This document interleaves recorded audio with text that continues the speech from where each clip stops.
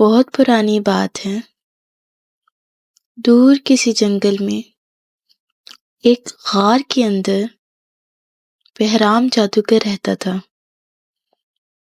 وہ بہت خطرناک جادوگر تھا۔ وہ اپنے جادو کو دوسری مخلوق پر آزماتا تھا۔ اس نے انسانوں کے بہت سے بچوں پر ظلم کیا، بہت سی پریوں کو بھی قید کیا۔ اس بار اس نے ایک جادو کا محل تیار کیا جس میں اس نے بہت سے پھول لگائے۔ یہ پھول عام نہیں تھے، یہ زہریلے پھول تھے۔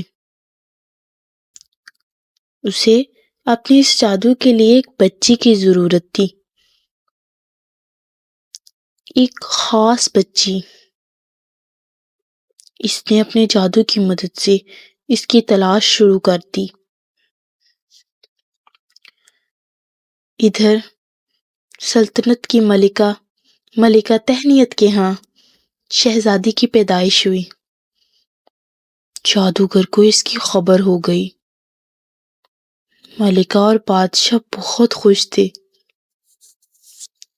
وہ جیسے ہی شہزادی تمکنت کے کمرے کی طرف لپکے، وہاں پر شہزادی موجود ہی نہیں تھی۔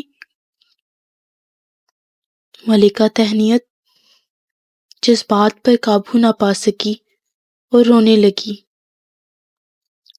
بادشاہ سپاہیوں کو حکم دیا کہ شہزادی کو کہیں سے ڈھونڈ کے لایا جائے، لیکن شہزادی یوں تھی جیسے پیدا ہی نہ ہوئی ہو۔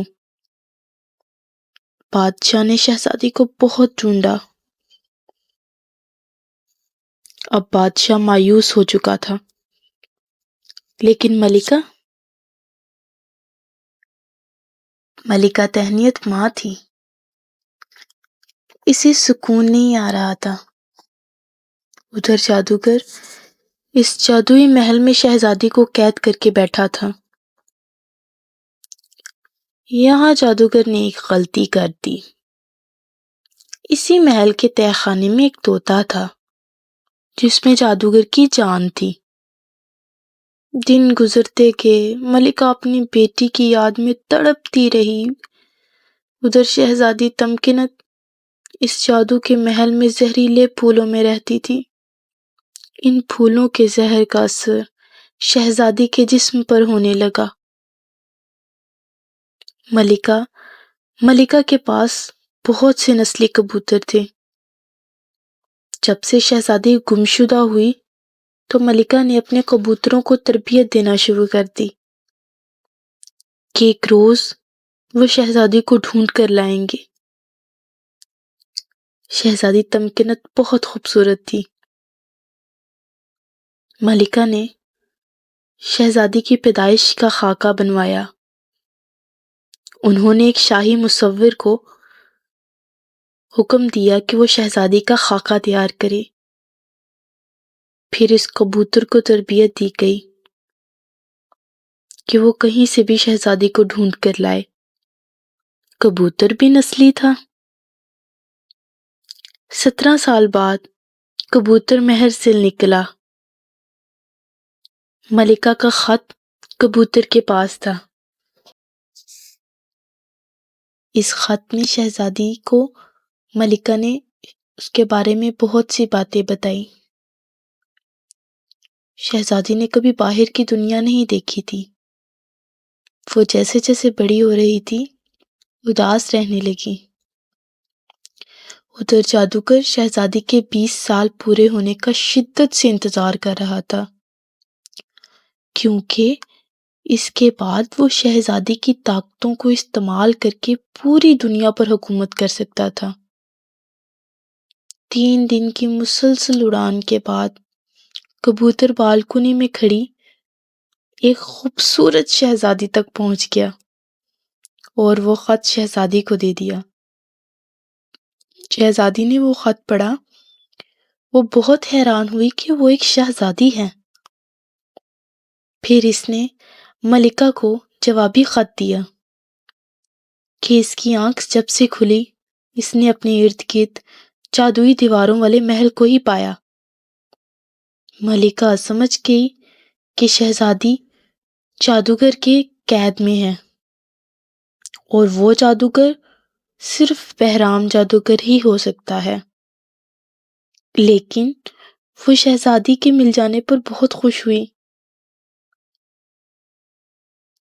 شہزادی کی بات کو ملکہ نے خفیہ رکھا۔ انہوں نے کسی کو بھی اس کے بارے میں کچھ نہ بتایا۔ ملکہ نے شہزادی کو پھر ایک خط لکھا۔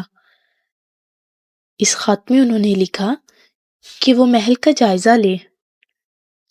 مزید بتایا کہ وہ بہرام جادوگر کی قید میں ہے۔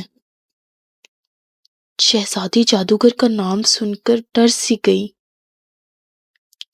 لیکن پھر کبوتر نے شہزادی کو ملکہ کی ایک انگوٹھی دی۔ وہ ایک جادوئی انگوٹھی تھی۔ یہ انگوٹھی شہزادی کی حفاظت کے لیے تھی۔ شہزادی انگوٹھی پہن کر محل کی تلاشی لینے لگی۔ شہزادی مایوس ہو گئی کیونکہ انہوں نے محل کا کمرہ کمرہ دیکھ لیا۔ وہ ایک کمرے میں بیٹھ گئی۔ ادھر جادوگر دوسرے جادو میں مصروف تھا۔ اسے شہزادی کی اس قدم کی خبر ہی نہیں ہو سکی۔ جب شہزادی تھک گئی تو اس کی نظر ایک طوطے پر پڑی۔ اس نے اس طوطے کو پکڑا اور دیکھنے لگی۔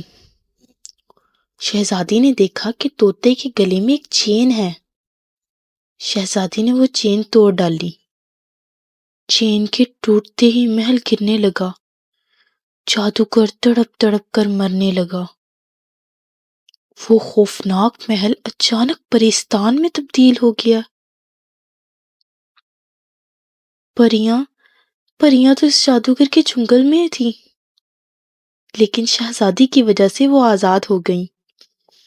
انہوں نے شہزادی کا شکریہ ادا کیا۔ پھر ایک سفید پری نے شہزادی کو اس کے محل تک پہنچا دیا اور سب کو حقیقت بتائی۔ ملکہ شہزادی کے گلے لگ کر رونے لگی۔ سب شہزادی کے واپس آنے پر بہت خوش تھے۔ بادشاہ نے جشن کا اعلان کروایا۔ شہزادی اپنی زندگی گزارنے لگی۔